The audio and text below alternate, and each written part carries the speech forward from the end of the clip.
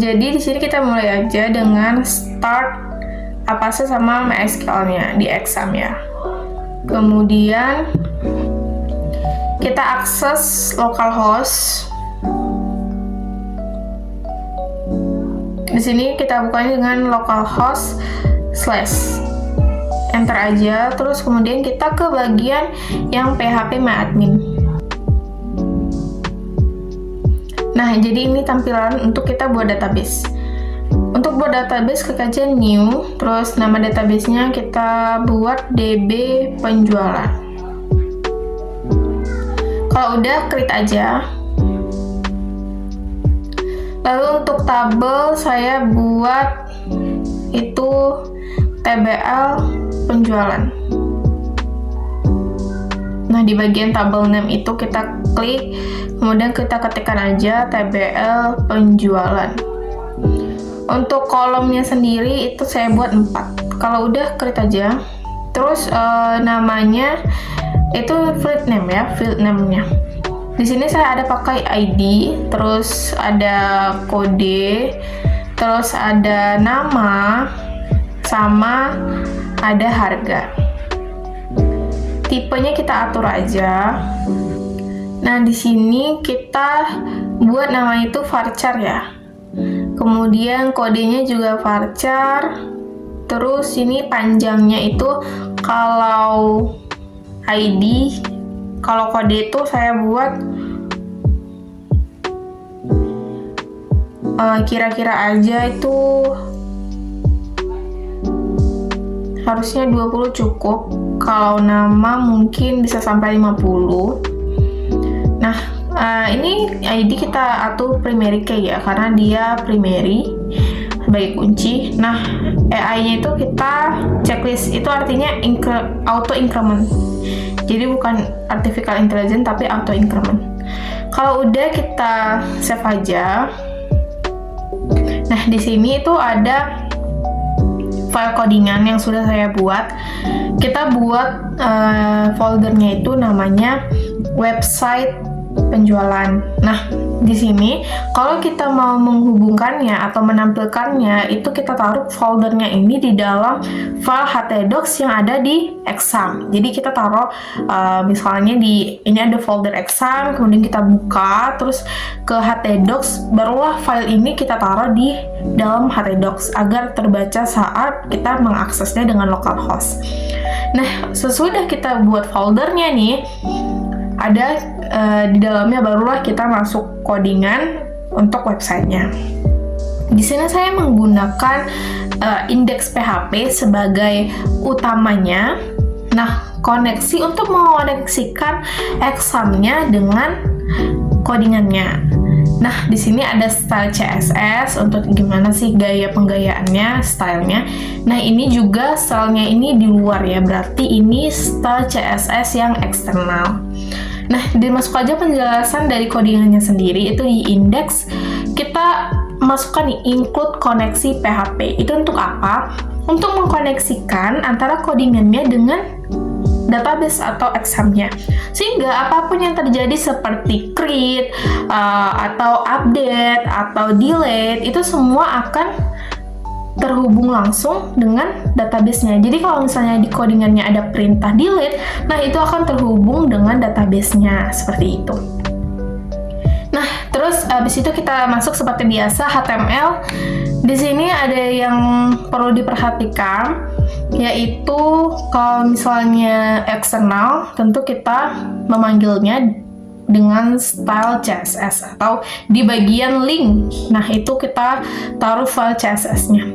Kemudian ini untuk heading seperti biasa saya buat data produk. Kemudian di sini bagian untuk form tambah data. Jadi kalau misalnya tambah data, ya, ini adalah codingan bagiannya. Nah, di sini nama itu ada kode, nama, harga. Nah, untuk placeholder-nya itu saya buat kode itu kode produk, nama itu nama produk, dan harga itu harga produk. Nah, untuk di sini bagian tambah data yaitu 8. Nah, di sini tuh kalau misalnya kita panggil kode, dia harus menghubungkan dengan kode. Jadi harus sama ya antara variabel sama yang ditampilkannya atau namanya. Sama juga ini di sini ada nama, harga, dan koneksinya itu harus terkoneksi dengan tabel penjualan atau tabel yang ada di dalam database-nya. Kan sebelumnya kita sudah buat ya database penjualannya. Nah, di dalamnya kan ada tabelnya, itu yang harus dikoneksikan. Sama juga di sini kode, nama, harga, dan itu harus sesuaikan dengan yang kita panggil sebelumnya. Di sini ada bagian delete. Nah, di sini ada delete from. Itu adalah bagian dari MySQL atau bagian dari database. Gimana cara kita delete? Itu dengan delete from. Delete from apa? Delete from dari tabelnya. Kemudian ada where. Itu where masih bagian dari MySQL yang mana kita bilang ID-nya. Jadi kalau misalnya kita mau hapus, itu dia akan menghapus ID. Kenapa ID? Kenapa bukan nama atau harga? Karena nama bisa saja ada kemiripan atau bisa saja sama. Nah, sedangkan ID tadi kita buat ada auto increment. Itu artinya apa? Itu artinya dia akan mengasih ke ID-nya ini secara auto, jadi dia udah acakkan memang, jadi nggak akan pernah sama. Dan jadi untuk menghapusnya, daripada kita menghapus nama nih, daripada menghapus harga, lebih baik kita menghapus bagian ID-nya saja. Jadi itu kalau misalnya ID-nya terhapus, bagian yang seperti namanya dia juga auto terhapus. Nah, abis itu di sini juga location-nya itu index PHP. Jadi ya kita kembali ke codingannya ya, yaitu filenya aja index PHP. Nah, di sini bagian edit nih. Kalau edit di sini itu nama untuk perintahnya itu update. Update itu dalam MySQL ya. Itu untuk mengedit data.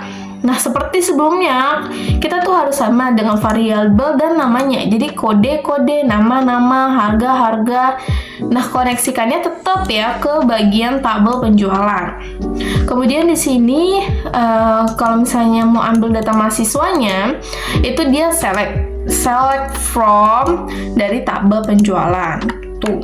Nah, di sini ada bagian tabel nih. Di sini untuk bagian tulisan di tabelnya ya. Nah, di sini juga ada kita bagi panggil namanya kode, nama, harga. Nah, di sini ada juga perintah kalau misalnya ingin hapus nih, ada bacaan yakin ingin menghapus, barulah kalau misalnya ada, maka dia hapus.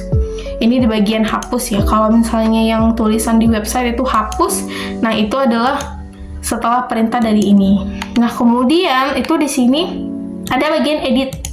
Kalau edit di sini kan ada query ya. Query itu ngambil dari select from dari tabel penjualan, ke mana kita mengambilnya dari bagian ID.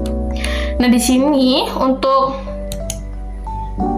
inputannya di sini masih sama, ID, nama, kode, terus harga, terus kita sesuaikan.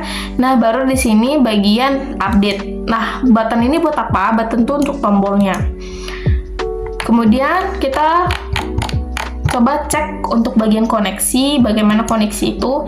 Jadi koneksi seperti ini. Yang perlu kita perhatikan itu bagian database-nya ya. Jadi kalau misalnya kita mau panggil database-nya apa, itu kita harus sesuaikan. Misalnya DB mahasiswa, maka di sini harus DB mahasiswa. Kalau DB penjualan, maka di sini DB penjualan. Jadi itu tidak bisa diubah karena kita harus memanggil database yang sesuai dengan websitenya. Nah, di sini ada CSS, yaitu untuk tampilannya. Di sini saya memakai ungu pastel. Nah, kita lihat aja langsung gimana dari websitenya. Nah, di sini ada tampilan websitenya. Atau kalau misalnya teman-teman mau tahu gimana cara kita mengaksesnya, itu bisa seperti ini ya, yaitu localhost terus slash, kemudian kan tadi ada di dalam foldernya itu ada 3 file. Jadi kita kalau sebelumnya mungkin kita panggil file PHP-nya saja, tapi karena ini di dalam folder kita membutuhkan semuanya, maka kita panggilnya itu foldernya, bukan filenya. Jadi kan tadi foldernya itu website, kemudian penjualan. Nah, tinggal akses saja. Jadi seperti ini.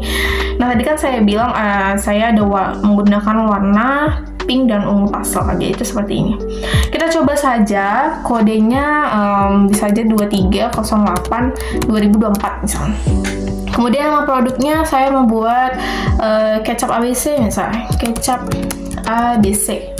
Harganya misalnya 3.000. Nah, kita coba tambahkan. Nah, jadi akan tampil ya itu di bagian bawah. Nah, kita bisa aja nih kita edit. Misalnya ada kode tulisan A misalnya. Nah, habis itu kita oke kan? Nah, dia akan terganti ya di auto di tabelnya. Kemudian bisa aja kita hapus nih, kan tadi ada bagian hapus ya.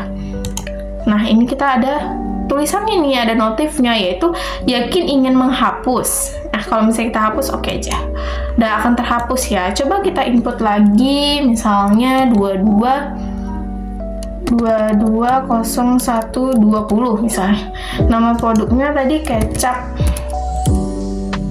kecap Bango. Misalnya harganya 2.000. Nah, tambahkan aja, itu akan tambah lagi.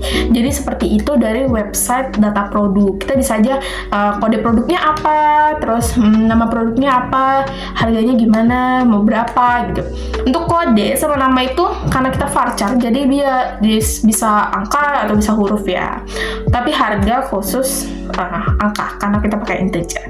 Jadi segitu aja dari video tutorial gimana sih cara buat website untuk data produk atau untuk bagian dari penjualan. Assalamualaikum warahmatullahi wabarakatuh.